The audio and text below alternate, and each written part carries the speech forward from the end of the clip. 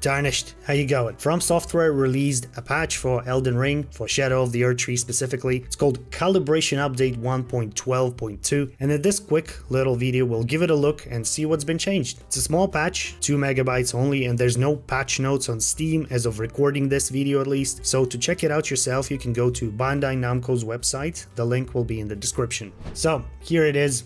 It's very bright, just like Bandai Namco's old splash screen, and there's no dark theme as far as I know, so I apologize in advance. Anyways, here's the calibration update. Thank you kindly for playing Elden Ring Shadow of the Erdtree. To adjust the expansion's balance, a calibration update has been released. And here's the change list. Attack and damage negation curve scaling of the Shadow Realm blessings and Revered Spirit Ashes blessing enhancements have been revised. The attack and damage negation has been increased for the first half of the maximum amount of blessing enhancements, and the second half will now be more gradual. The attack and damage negation granted by the final level of blessing enhancements has been slightly increased. I think it's pretty cool. I think it's the only right decision in this case. Instead of nerfing bosses in the DLC, they're just tweaking the boost you receive with the blessings. They're basically leaving it up to the player to decide whether they want to go in, fighting bosses fully blessed or just a little bit blessed. It's really nice. As some of you know, there are 20 Shadow Realm blessings and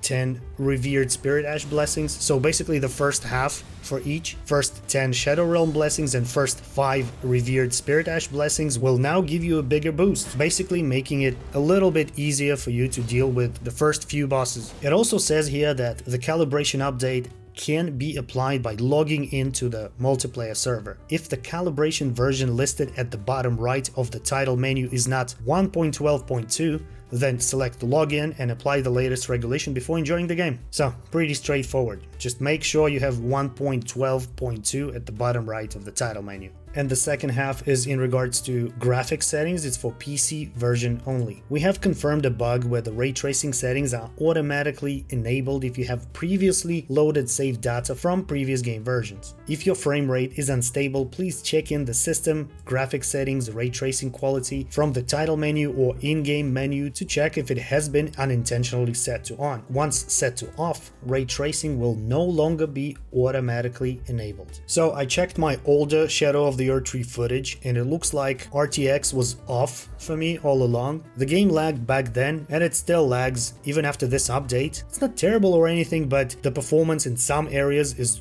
worse than the others. For example, Cerulean Coast, it's such a beautiful location, but my FPS still tanks. It goes as low as 25 FPS for no apparent reason, and it also rarely, but it freezes for like good 2 to 3 seconds, as you can see in this clip. Also, every time I have to deal with these huge walking fire baskets, furnace golems they're called, my FPS drops to like 20 to 25 frames, which is very unpleasant. So bottom line is, if the game is lagging for you, make sure you have your RTX off. Elden Ring doesn't have the best ray tracing implementation out there. If that doesn't help, it didn't help me. Just wait for another patch. It says here that other balance adjustments as well as bug fixes are also planned for a future patch. Enemies difficulty balance adjustment in New Game Plus as well as bug fixes and performance updates are also planned for a future patch. And I will be talking about this future patch whenever it lands, so if you don't want to miss that, subscribe to the channel now. You can like this video if you liked it, and thank you very much for watching. See you in the next one.